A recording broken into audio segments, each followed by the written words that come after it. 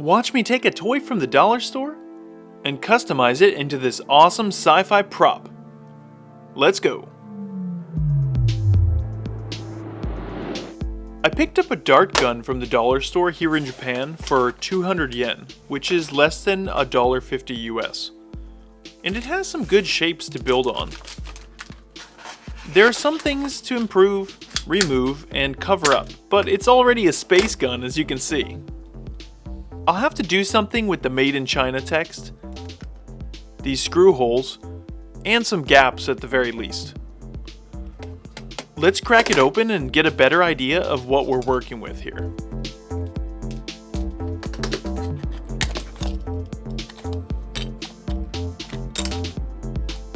A number of parts, and there's some kind of grease on the moving ones, so let's get it all washed with some warm soapy water. After it dried, I started sanding and filing. There was a whole lot of sanding. This isn't the kind of plastic that takes paint well. Being a cheap plastic toy, there are some areas where the detail is kind of smoothed over, like these seams on the grip.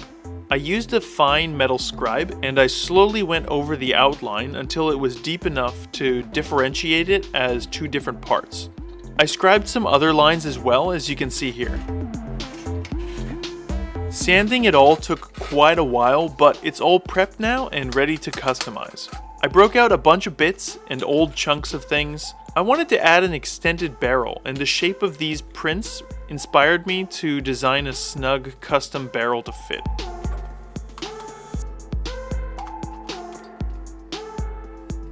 The top of the gun had these sights on it that looked a bit goofy, so they had to go.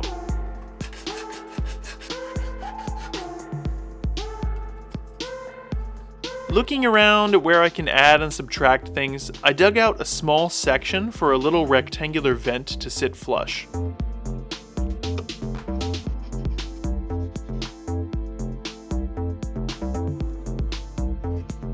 And then I glued it in place, along with a few other greeblies. Next, I wanted to fit some custom parts that needed all kinds of measuring and iteration to get right. Being small parts, I could go quickly between versions in Blender to printer, Blender, and printer, until I got something I was happy with. That was true for the part between the slide and the barrel, and also these little side inserts. One side of these needs to hold some metal hardware at an angle. I was able to get closer and closer to the exact part I needed by trial and error.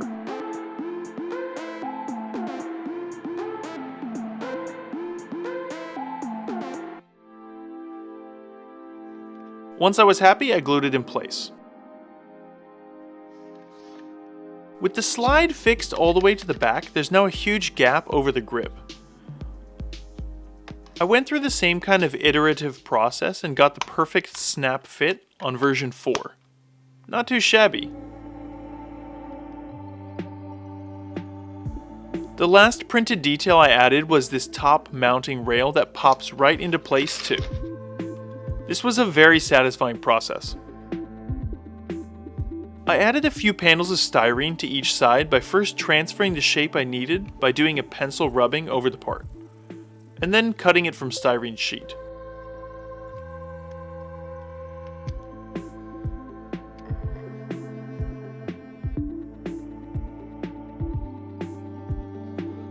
Since I'm going for a good look and a good feel for this prop, I need to fix how lightweight this is. I was able to add nearly 300 grams of weight, and you might be able to guess how. These plastic pieces are really light because they're thin, which means there's a lot of empty space to work with on the inside. I had some hardware left over from a recent project, and I figured it would help to fit them in the cavities. I designed some parts to mate the hardware snugly to the inside of the gun. And I mean snug. We're getting there, but still not heavy enough. I dug out a bunch of washers that I had and packed them into the handle, making little bundles with masking tape. For the screw holes, I found that these little bits fit perfectly inside, and then a 2mm styrene rod fit perfectly inside those. So I'll use these to plug the holes later on. With all the parts made, I prepped it all for spraying, and I primed it with a dark brown surfacer primer. After it was primed, I separated the parts into batches by base color of gunmetal, red, and black. And it was onto the airbrush.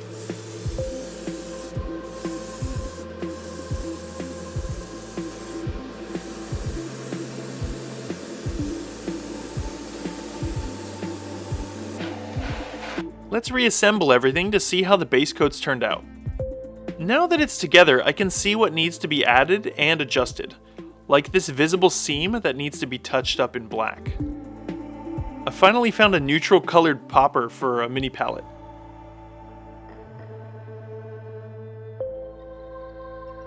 Some of this gunmetal is visible through the red, and I want it to be black. More black details.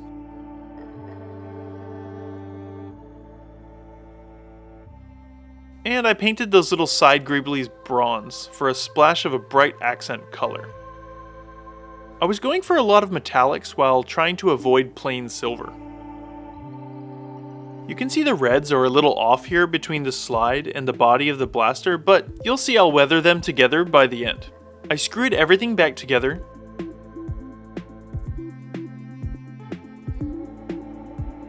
And I checked to make sure the trigger still worked. Okay, I used some silver.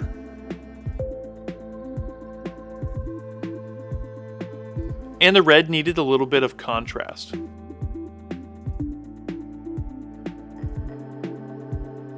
What's better than white stripes?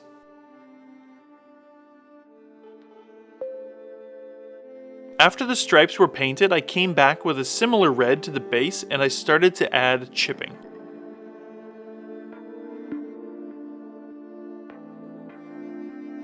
I also used a darker color and a sponge to add some color variation. Time to add these screw hole plugs.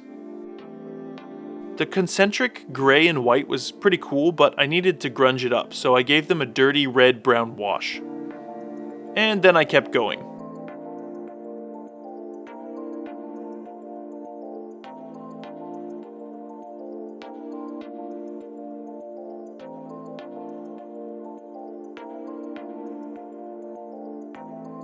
I grabbed my brush again and started highlighting some edges with silver to define the blockier shapes more and to give the effect of rubbing and scraping through use.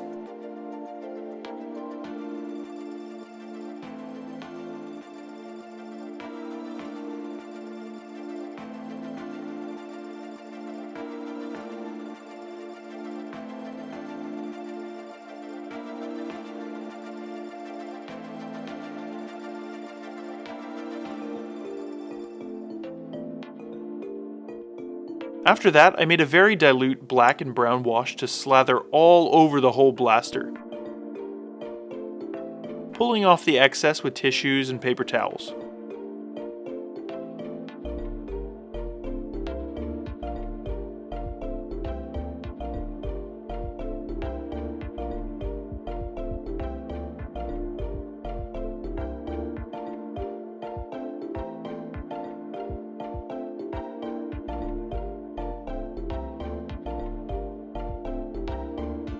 The final step was to go over spots here and there with some Tamiya weathering powder soot and a black panel liner.